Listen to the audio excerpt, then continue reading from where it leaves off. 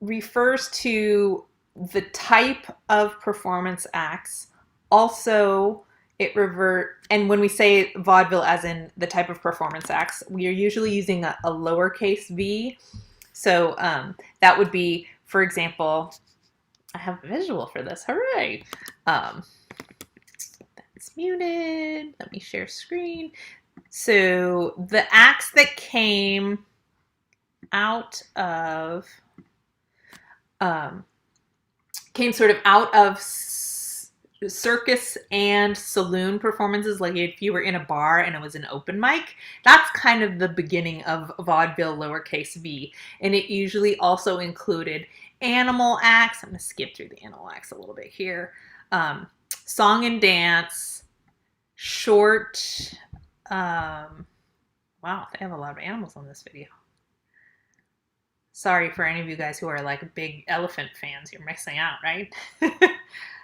Whoa, a whole dog having tea, dog stage having tea.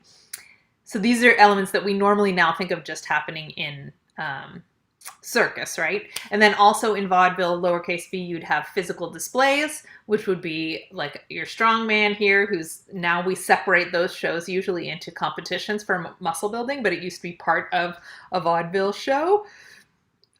Old vaudeville.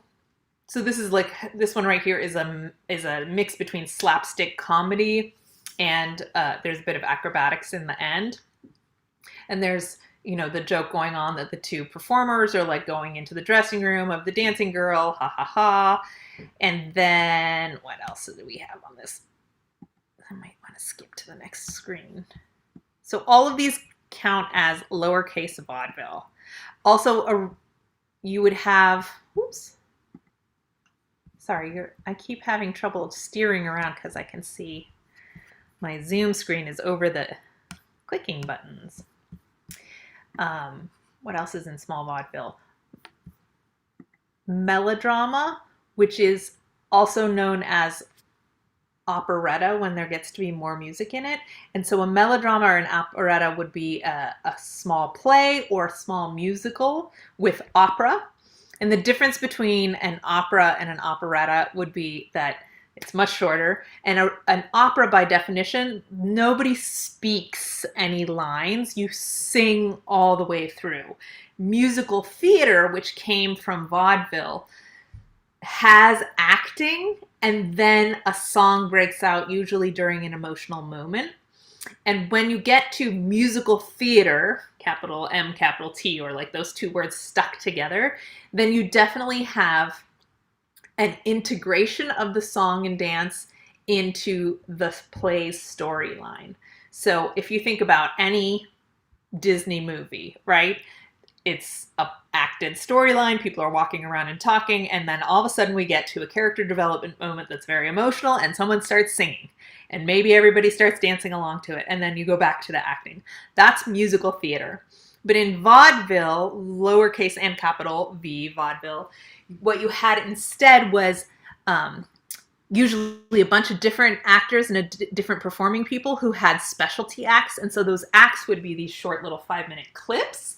And in those 5-minute clips, they might just be stacked one after the other, like a talent show.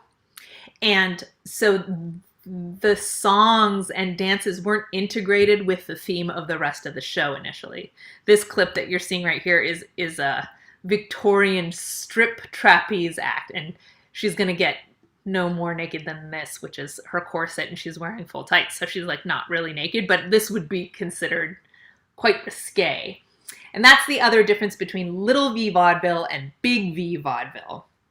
Little V vaudeville was it had more risque acts, and it had, for example, we watched Little Egypt from the World's Fair last time, so it would have tantalizing female acts like this one that were not considered family fare. This right here is what's called a skirt dance for obvious reasons, and we'll talk more about those when we get into the sections on feminism and jazz dance, because there's a lot to say about that. But before we get to big V vaudeville, the audiences were usually male. Remember, in Victorian times, there was the female sphere was much more restricted to being at home. So unless you were being taken out on the town by your husband and with your husband, like, women did not generally go to see entertainment on their own or in groups of women. They wouldn't be doing that. They'd be at home watching the kids because it was that time. And so when Big V Vaudeville happened, what is like the delineating marker about that is that in New York, some of the producers who own the theaters realized that their audiences were shrinking because they weren't family friendly. And so instead of having basically like a bar with a variety act, they started to really hone the show and to make it more family friendly. So some of them even took booze out of the question so that there was snacks, but it wasn't essentially that you were going to a bar with entertainment. And B, the immigrant population in New York City had expanded and diversified so much that the vaudeville shows that in the 1800s, 17 and 1800s, were extremely racist, like this one right here. Oh, no, sorry, this is not the one I thought it was. I thought she had a gorilla mask on. The vaudeville shows in the late 1800s and early 1900s started to pull it together because as audiences in big cities became more and more diverse, the vaudevillians realized that you can't like make fun of the Irish in a show that half of your audience is Irish. And while that might have totally worked for a vaudeville performer who was touring the vaudeville circuit in small towns in Kansas that were full of Norwegians, it wasn't going to work in a big show in New York City. So those are the reasons that Little V Vaudeville, the style of variety show that we now think of sort of like what a talent show might be like, turned into Big V Vaudeville, where you had increasing numbers of aligned themes. So if you have ever heard of, and your question was also, do we still have vaudeville? So the answer is yes. And now it takes place, you mostly hear of it with slightly different names. For example, the Rockettes grew out of a vaudeville performance, but it's mostly dancing now. But you still have a little bit of the built-in comedy, and their shows have a thoroughfare of themes. But you go in, you see a bunch of separate dance numbers with separate outfits, and I'm going to let this run in the background. This is 1937, so this is actually real vaudeville show on Broadway. You can see the lines and lines and lines of chorus girls, the acrobatic acts. There's a live orchestra playing music down below because, you know, recording wasn't that great sounding at the time. And the Ziegfeld Follies, which this is in the ilk of the Ziegfeld Follies and the George White Scandals types of vaudeville, would be this amalgamation of, and you can see like everybody's dressed up, not dressed down, which was a change from minstrelsy and lowercase v vaudeville, which were the precursors to big vaudeville, right? So people are starting to make the show more wholesome and more classy because then you can get larger audiences if you're not excluding people, and you can charge higher ticket prices if you're putting on a more quote-unquote classy show. So what else is happening still in vaudeville? The Moulin Rouge, which I'm sure you've heard of in Paris, was essentially a vaudeville show, and it's still performing with a series of not necessarily related, but usually thematically related dance acts. So now we really are used to things being thematically put together. Here's some ballet in this vaudeville. That's interesting. But we don't usually call it that unless it's on sort of the smaller stage now. And there's a whole, we'll talk more about burlesque revival later, but that's also often can be a vaudeville scenario. So if you ever go to see the Hubba Hubba Review in San Francisco, which has been performing now for Ooh, well, must be approaching 20 years. Close. That's definitely still, it's mostly burlesque act, but it's still a vaudeville act. So there's comedy and skits. There's, and then there's lots of dancing girls, obviously. What else would be a good example? There's still cabaret, which would be mostly song numbers. You can see that usually in jazz clubs in the city. And if you think about Cirque du Soleil, it's sort of an amalgamation of like a vaudeville show because there's clowns, acrobatics, dancing, singing, live band all happening together. But it's closer to like a circus musical theater because Cirque du Soleil has a whole thoroughgoing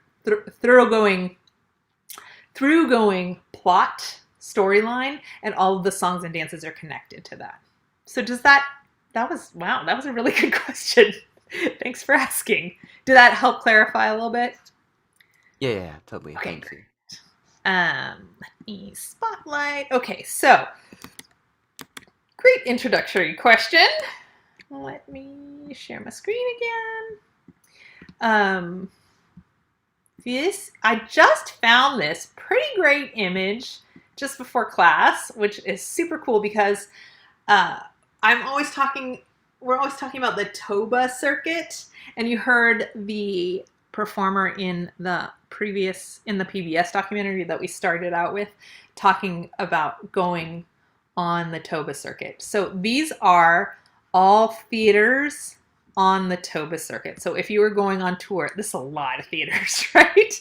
And I just found this website just before class when I was trying to find a map. So somebody has done this research showing performance venues and in particular, these are the Black performers who were big stars on the Toba circuit. Ma Rainey, Bessie Smith, Claire Smith, Edmonia Henderson, Ethel Waters, Ida Cox, Mamie Smith, and the Whitman sisters. And we read about the Whitman sisters before. I think Ida Cox was just in, she's the woman who was singing that awesome song in front of a watermelon for no reason, Watermelon.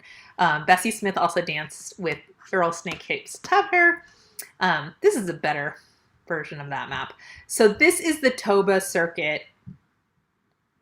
And you can see where these women performed a lot. So most of these cities that you would go on tour if you were a Black performer also had white venues, right? But you might perform at the Palace Theater if you were a white performer, and only one act would get to be in the vaudeville show on the Palace Theater, and then the Toba Theater would be the theater which would be mostly Black acts. So in early vaudeville, capital V, you had the Ziegfeld Follies, which, as you saw, was a very, very, very, very, very, very, very white, right? But there were probably one or two performers who were Black in that show, and they would be sort of like specialty acts.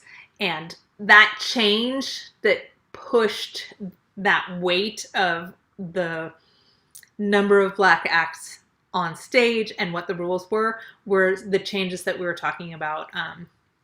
The Bojangles influence, because he was so popular that he began to be a headliner. So instead of just being like the Ziegfeld Follies, with maybe some other people, it started to be that he could command his own attendance and he would take up more of the show and do more sets within the show. But that was restricted by racial wars and segregation initially.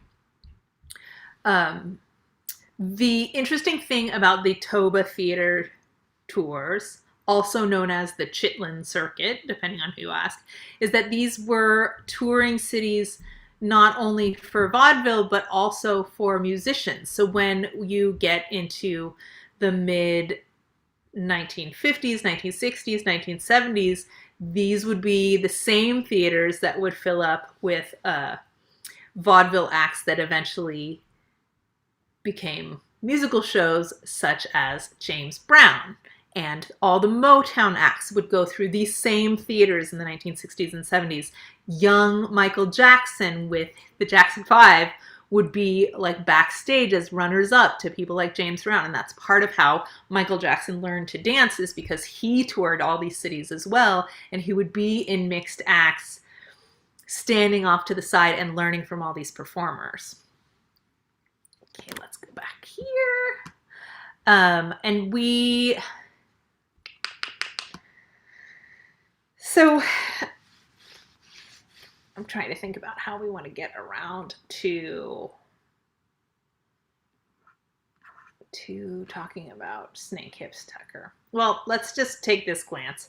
So remember I was saying that Michael Jackson toured in all of these cities as well as part of the Chitlin circuit. So that's true, but also, of course, the main center for Black dance, swing dance, jazz dance in America was in New York City, in Harlem, and that's because of the Harlem Renaissance. So after the Great Migration, so after the Civil War and Reconstruction really failing, so Reconstruction was a good time for Black people in the South, but when Reconstruction started to fail and the Jim Crow laws were put back into action and lynchings were going sky high rates as well, then the Black population migrated as much as they possibly could, escaping the South essentially because it was still a shiitake mushroom show, shall we say.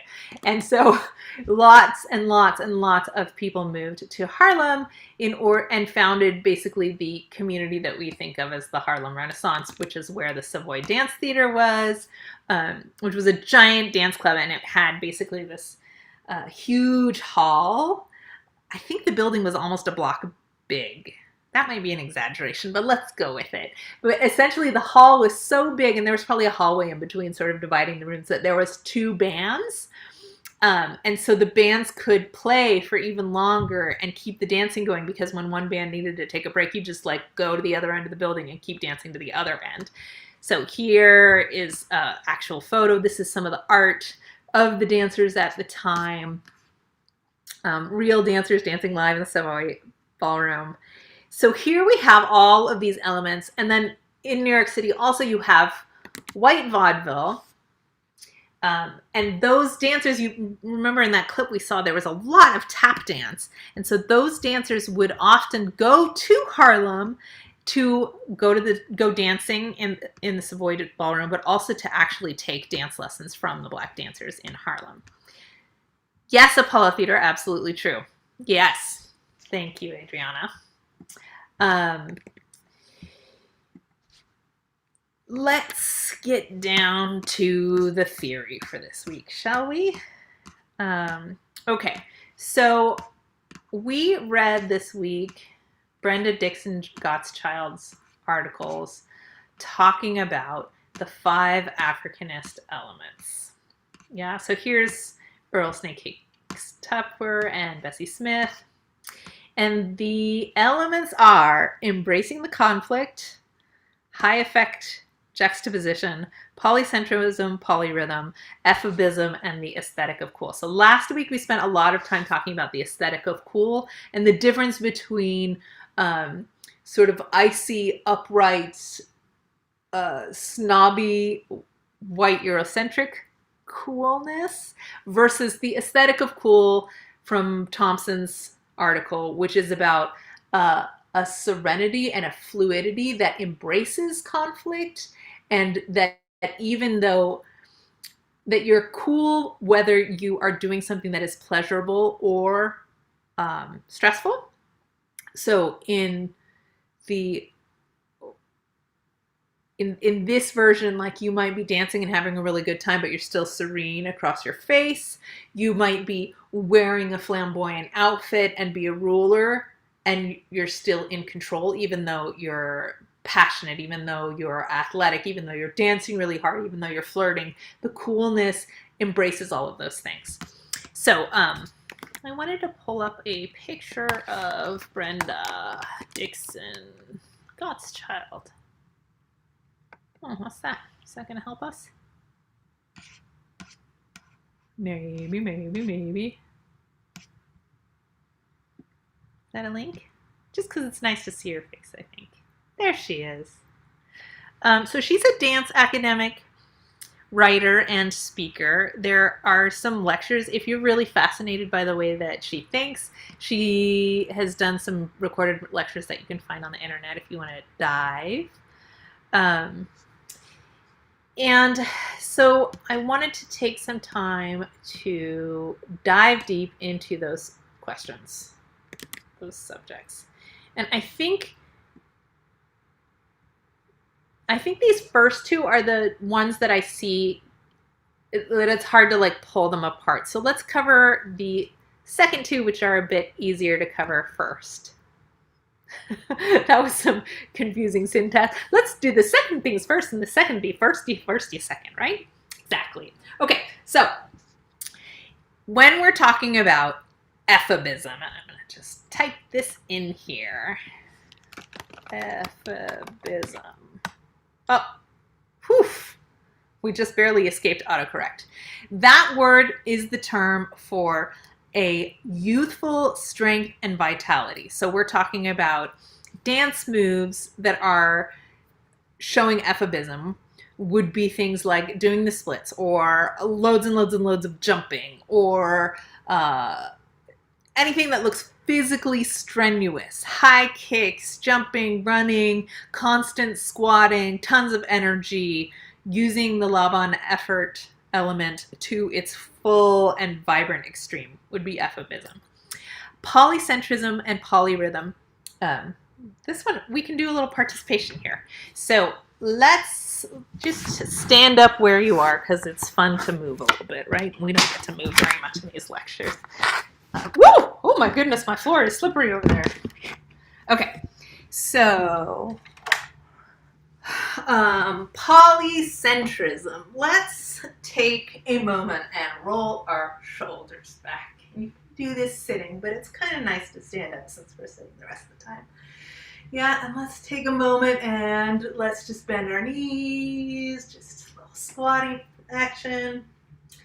All right, and let's roll our shoulders back and bend our knees, and we already have polycentrism going on, yeah? So one center of movement right now are my shoulders, and the other center are my thighs that are squatting, yeah? Okay, so let's try doing a wave, because why not? So I'm articulating each joint in a row, fingers, wrist, shoulders, all the way across my body, yeah? So I'm going to keep the wave going, and let's keep it a little bit simple. Let's just walk with our legs. Keep your wave going, walk with your legs. Maybe you can sway your hips as you keep your legs going, walking with your legs. Right? Here's another one that might feel more familiar. Let's take our hand and let's just rub our tummy like, breakfast, breakfast, breakfast, breakfast, breakfast, breakfast. Okay, stop. And then take your other hand and pat your head. Like, nice work, nice work, nice work. And you do both at the same time. This would be an example of polycentrism, right? Because I'm doing action in two different centers of my body at the same time. Okay, that makes pretty much sense, right? Two centers or more is poly, meaning multiple, centrism. Polyrhythm is the same idea, except you have to have different rhythms. And a rhythm is a musical term, meaning that you're splitting up time into a different rhythm. So let's do something nice and simple. Let's march in place. You can see that I am wearing Twilight Sparkle unicorn socks today because that is just the kind of person I am. So you're marching in place with your legs and that's making one rhythm. Let's clap with our feet. Yeah? Now we have polycentrism going on here because our feet and our hands are going. But we do not have polyrhythm going yet because our feet and hands are going at the same time. Okay, so let's take a pause. Let's shake out our hands just for a second and let's make a different rhythm with our hands, okay? So we're gonna divide up time in a different way. Let's try this.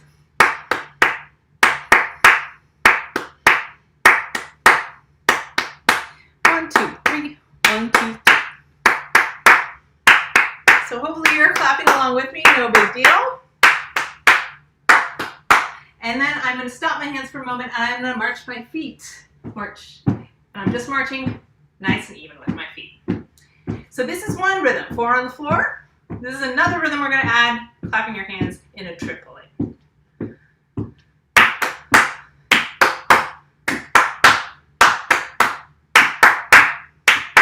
Now we have polyrhythm. Let's try another one just for a little bit of fun, huh?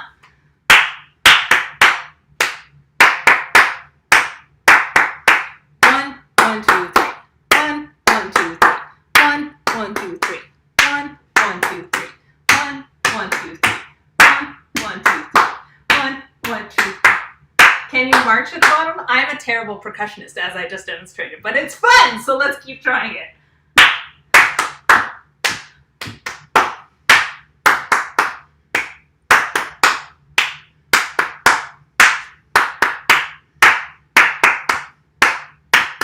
Okay, polyrhythm, 2 different rhythms going on at the same time. Now, both of those rhythms had a nice way of sort of landing at least not every count together, right? Because we had one, the clap, the first clap and the first stomp were together, yeah? And this was, I was stepping side and side again, and those were not exactly lined up. They were a little bit off.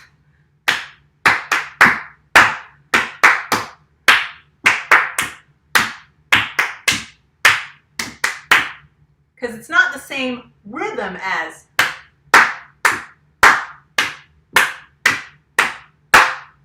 right? That would be one rhythm, polycentrism. This was a polyrhythm. Now, another key term when we're talking about rhythm that might be helpful is syncopation.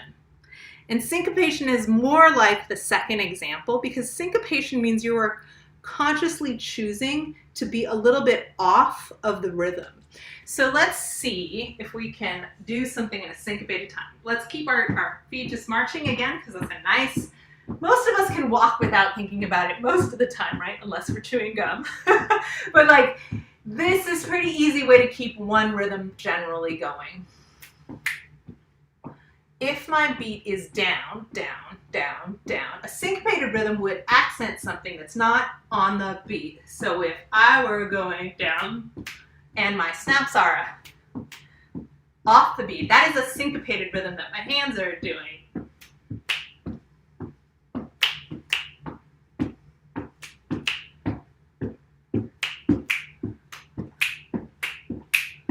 And that kind of syncopation is very much from the African diasporic percussive lineage. Yeah, so when we hear a syncopated rhythm, it is very likely from that lineage. It's not something that was valued in Western Eurocentric art. So let's see if we can do a couple of things together just to be a little adventurous today. We've got our march.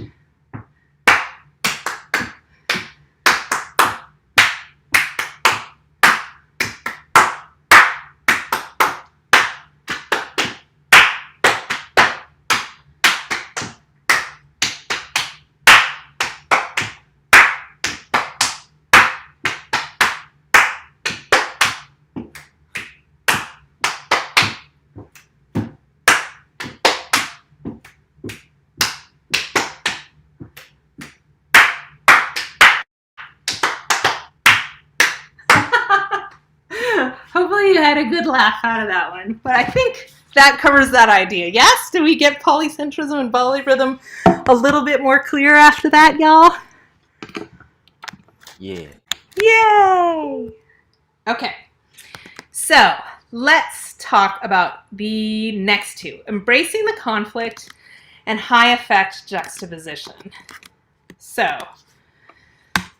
they're related. It's not to say that they totally don't have a Venn diagram because they do. But how do we make sure that on a quiz question, for example, we can tell the difference? So embracing the conflict means that two things can happen together which are opposite or a lot of the time ironic. And that they're just included and it's okay. High effect juxtaposition is about the transition between the two things, which is to say that it is purposefully jarring transition without explanation in order to gain a high effect, so that you're having the two things be right up next to each other so that it's surprising or attention getting, and not.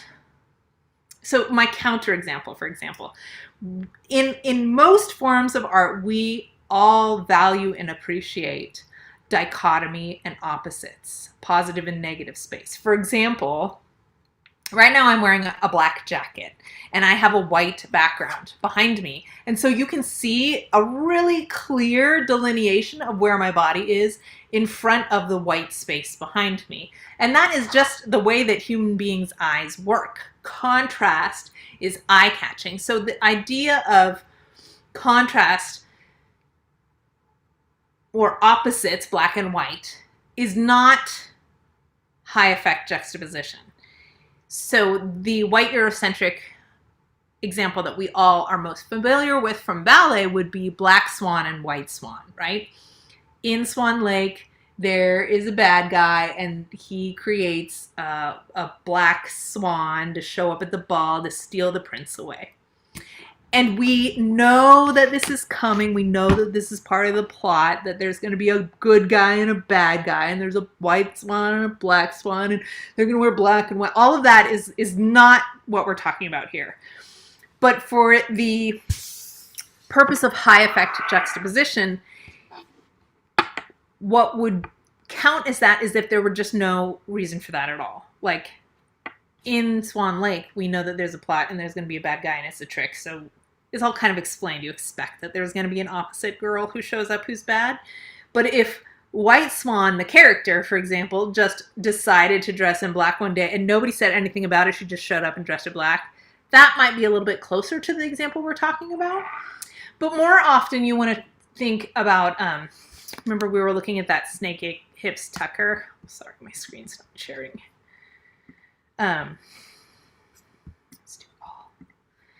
When we were talking about Earl Snake Hips Tucker, we come back here, Earl. Where are you? There he is. We saw him do things like move in this really sinuous way, right? And then just suddenly drop to the ground for no reason whatsoever. And that would be a high effects juxtaposition. Like there's no explanation for why he just suddenly drops on the floor, except that he's showing off and trying to get your attention in a good way. He's a performer. That is his job, right? So,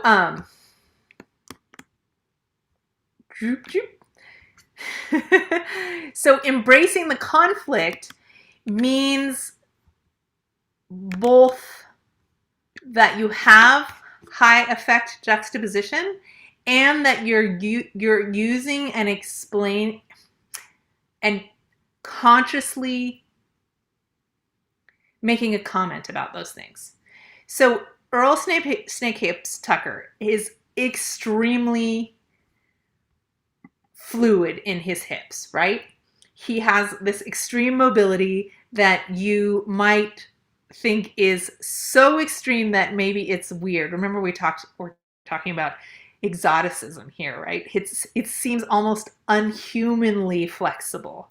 And that weirdness is attractive, right? He's talking about, his nickname is Snake Hips, right? And snake hips could be talking about a reptile and the part of his body. But of course, what else is that implying? It's implying the phallus, his male genitalia. And even though he's fully clothed here and his face is absolutely cool and he's doing physical motions that seem almost like shockingly extreme, the embracing the conflict part is recognizing that that is also sexual, especially because it's in a scenario where it's not supposed to be sexual.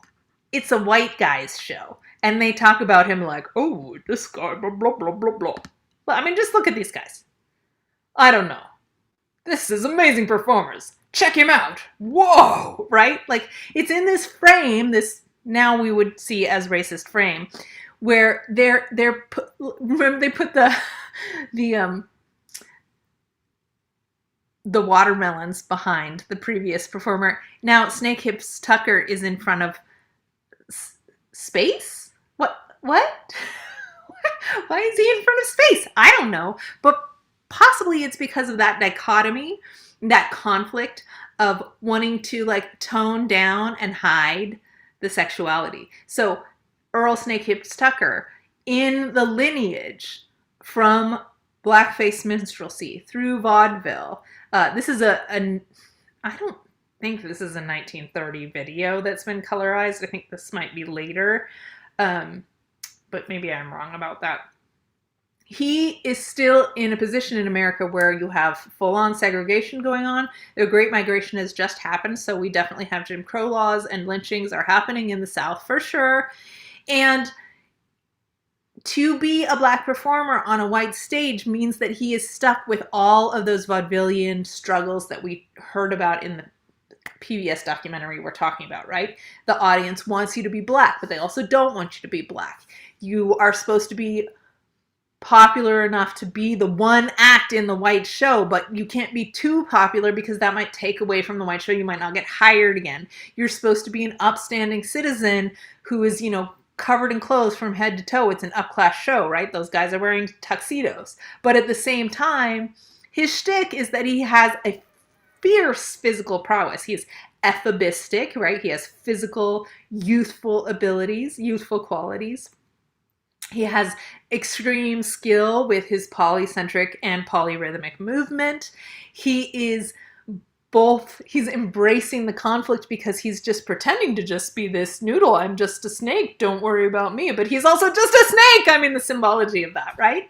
So embracing that conflict with an element of cool, we've covered almost all. Now you see why he's such a good example, right? Almost all of these. And the last one would be high effect juxtaposition, which for Earl Snakehips Tucker in this performance is the way that he's dancing smooth, smooth, smooth, smooth, and then he'll suddenly like drop into the splits and pop back up again. How are we doing with those ideas? Where can we clarify some more? Or can you think of some examples? Let's hear from you guys. I was sort of thinking like with some of the elements, it kind of reminded me of like the This Is America video by Childish Gambino. How like he was doing some of those like really extreme sort of dances, and then that showed like some polycentrism and stuff with his dances. Mm-hmm. And then suddenly he sort of just like switches the mood and like pulls out like a weapon or whatever. Would that sort of count as like high effects juxtaposition or whatever? Yeah, like the way in the Childish Gambino movie video that he goes from doing social and community dances, some of which are like from Africa, but it's set in America, and then suddenly a character enters with a gun and we go into it like a dance theater mode, and that there's no explanation for why we're switching modes within that mood is definitely a high effect juxtaposition. Great example.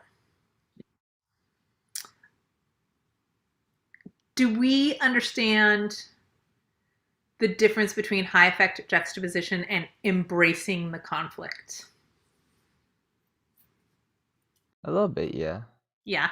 Do you guys have an example maybe of embracing the conflict? Can you think of some performer who is both sexy but restrained, or who is polite but rude, or who is those contrasts? Like double entendres are pretty much always. Do you guys know what double entendre means? People don't say it as often as they used to. Double entendre. It's a French word. There, I spelled it for you. It means double meaning. So what is an example of a double entendre? Anybody?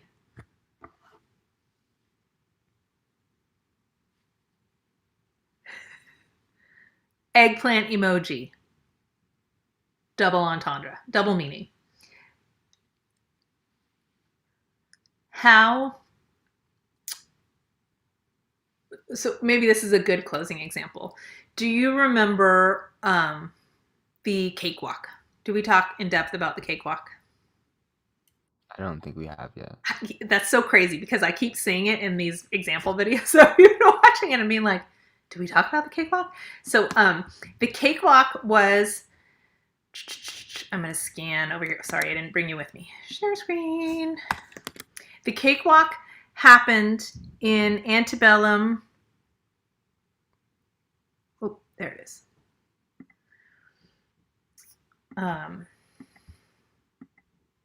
Okay, so like on plantations, and then became a huge, like worldwide, literally dance craze. Like cakewalk was huge. Not only here we have, let's say 18, I'm going to say 90s, guessing about this. But the cakewalk became such a huge dance craze that there were cakewalks all over Paris in the 1920s. And I'm using quotation. So original cakewalk is that you have a bunch of slaves, and it became popularized by black minstrel shows. And so, or I should say previously enslaved people or enslaved people who would actually be making fun of the slave owners. And so they would dress up in however nice clothes that they had, or wore costumes, or even cobbling something together. So in its earliest forms, the slaves would be cobbling together something that looked a bit fancy and basically do their most outrageous athletic parody of their slave owners. And the slave owners would see this and think it was funny because, remember, white people in in colonial and times of slavery believed that black people and enslaved people were okay with segregation, and that this was the rightful order of things, and that they, you know, they had plenty of time to sing and dance and entertain each other, as we heard that myth in this documentary earlier. So when the white plantation owners saw their slaves making fun of them, they actually thought, just bring this home to your heart, because this is how messed up everything was. They actually thought that the slaves were just trying their best to imitate the white people. Like that imitation is a form of flattery, is how the white people interpreted this. And so therefore the slaves in this one cakewalk, the best performer would win a cake at the end of it. That's how it got its name. And then like you would have minstrel shows going around on tour, and they would have a cakewalk to close it out. And so audience members could come up and do their best cakewalk in order to win the competition, right? And this was happening not only in the South, but then all over America, and then all over the Western world, with minstrel troupes and vaudeville troupes eventually who would take it on tour. And it was the one, ironically, it was the one scenario where black people were allowed to imitate white people, and it became a huge, enormous dance craze. And it basically still exists today, with a bit less, without that like racial tension, in the form of a Soul Train line. When you go to a dance and people make two lines on the dance floor and someone comes down the middle showing off their biggest, bestest moves, comes from the cakewalk. I don't remember how we got to the cakewalk question, but I'm so glad we did. So I guess what I want to say is, is that in that tradition, embracing the conflict, the enslaved people, original cakewalking enslaved people, recognized that their slave owners were letting them get away with it because their slave owners were pretending that it was a form of flattery. And so the performers would play up not only their mockery of the snooty white slave owners, but also simultaneously play up their ignorance or perceived ignorance from the slave owners in order to get away with making fun of the white people. That is embracing the conflict, right? You're smarter than them, you're making fun of their totally horrible ways, and yet you're playing stupid at the same time so that you can get away with making fun of being smarter than them. Does that make sense? Yeah, that makes a lot of sense. Yeah? Okay. I'm going to go on to my next class, unless you guys have an urgent question, but does that give you something to chew on this week? Yeah. Okay. Do dig deep into these 5 Africanist elements, because we're going to keep talking about them in everything we do from here on out. So like if you have questions, or sometimes it gets a little fuzzy which one is one and the other, please bring them back because I want you to have lots of chances to dig. Sound good? Yep. Thank you, everybody. Good to Bye-bye. see Thank you, you. Professor. Bye. Thank you. Thanks, Daphne. Thank you, Adriana. Thank you, Keon. Thank you, Michelle.